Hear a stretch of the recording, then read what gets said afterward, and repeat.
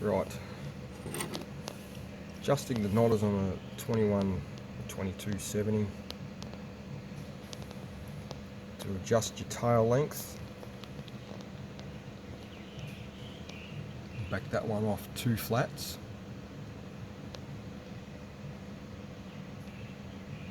So you undo that, back that side off 2 flats, tighten that back up to adjust the bill hook pressure, because that bloke was as loose as shit before.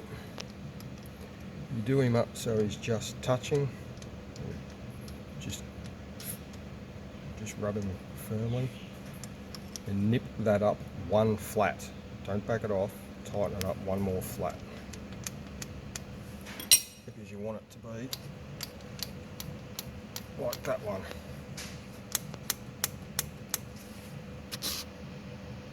And then hopefully that is the big one for dropping strings, because that puts pressure on the bill hook tongue, and that is what will, if it's loose, if that's loose, that's what will let the bill hook open and let the string through, rather than holding it to tie the knot. So check that. Right.